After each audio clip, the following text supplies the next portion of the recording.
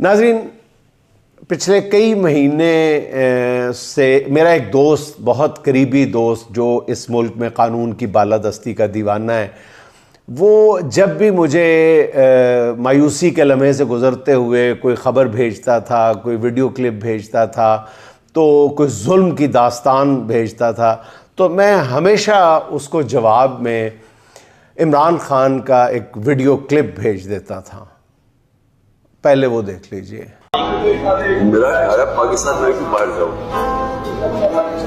कोई अपना घर छोड़ के भी जा पाए। इस वीडियो क्लिप में खान ने ऐसा क्या कह दिया है कि मैं अपने उस दोस्त को हमेशा इसके जवाब में ये क्यों भेज देता था? मेरा घर है पाकिस्तान, मैं क्यों बाहर जाऊं? कोई अपना घर छोड़ के भी जाता है बाहर। ओह, सादा सा जुमला है नाज़रीन, बिल्कुल आम सा जुमला है।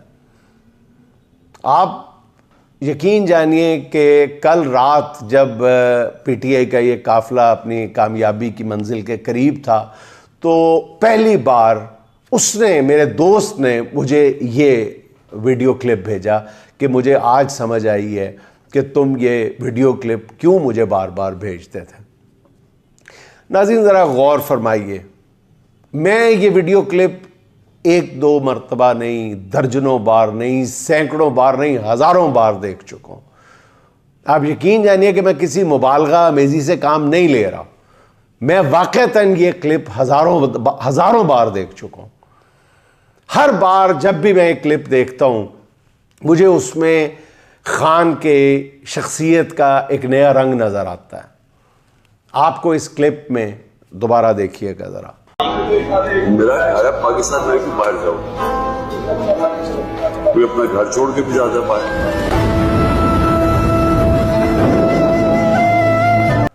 मेरा घर है पाकिस्तान, मैं क्यों बाहर जाऊं? कोई अपना घर छोड़ के भी जाता है बाहर। नाज़रीन, कितनी बार इमरान खान को मायूसी के लम्हे से ज़बरदस्ती गुजार के उसको बाहर जाने की ऑफ़र्स की गई, उसको ज़बरदस्ती बाहर भेजने की ऑफ़र की गई, और मैंने इसी चेयर पे बैठ के, यहीं इसी कैमरे के सामने बार बार आपसे कहा कि खान हर चीज़ कबूल कर लेगा, खान कभी भी जलावतनी कबूल नहीं करेगा।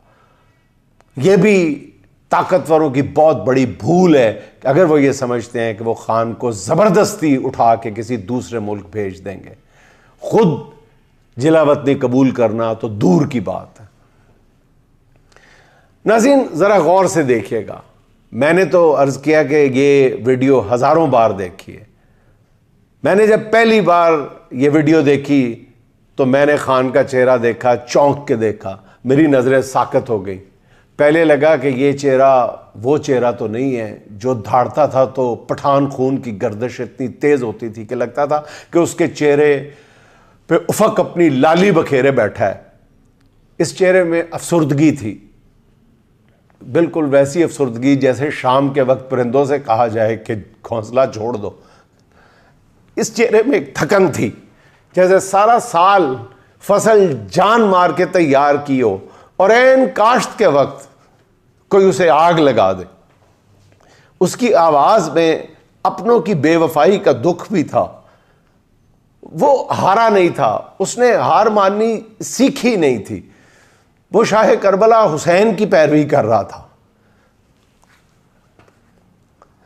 तन्हा पूरे लश्कर से टकराने को तैयार था, लेकिन ना अपना वतन छोड़ने को तैयार था, ना अपना वतन देने को तैयार था, और ना उसमें आग लगाने वालों को बख्शने के लिए तैयार था। उसे थोड़ा अंदाजा था, हो सकता है वो इस जंग का फैसला ना देख पाए अपनी आंखों से, लेकिन बहरहाल जीत उसकी है। तभी वो अपना घर वतन छोड़ना नहीं चाहता था। गालिबन इस क्लिप के पीछे जो म्यूजिक है वो अल-तुर्रल ड्रामे से लिया गया, और ये कमोबेश अल्फाज भी उसी के हैं कि कोई अपना घर भी छोड़ता है, कोई अपनी ज़मीन भी छोड़ के जाता है। बला का एतमाद भी था खान के लहजे में ये बात करते हुए, और बच्चों की सी मासूमियत भी थी जिससे उसका खिलौना छीनने की कोशिश की जाती है। और खान ने जवाब में कहा, मैं क्यों अपना कबीला छोड़ूं? तो लगता था महसूस होता था कि दुश्मन मंगोलों की सी सफाकी से तलवारें सोंते खड़े हैं, लेकिन वो जान दे देगा लेकिन पीछे नहीं हटेगा। नाज़रीन, खान अब भी कैद में, उसके सेल में कुदरती रोशनी नहीं आती।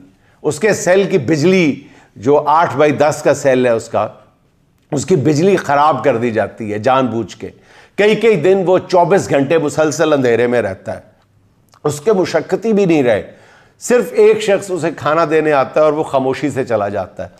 उसके अहले खाना, वकील, पार्टी रहनुमा, किसी से मुलाकात नहीं हो पा रही थी। वो अपने सेल से बाहर निकल के चहलकदमी नहीं कर सकता था, साइकिल नहीं चला सकता था। उसके सेल का साइज सर्च किया, 8x10 का था, और ये भी सबसे पहले उसके जो सेल का अंदरूनी नक्शा था ये भी पूरी कौम के सामने इस खादम ने रखा था। जिस सेल में वो ठीक तरह से ना बैठ सकता था ना लेट सकता था, जिस सेल में वो ना लेट सकता था ना बैठ सकता था, सिर्फ ठीक से खड़ा हो सकता था, क्योंकि वो खड़ा होना ही जानता था।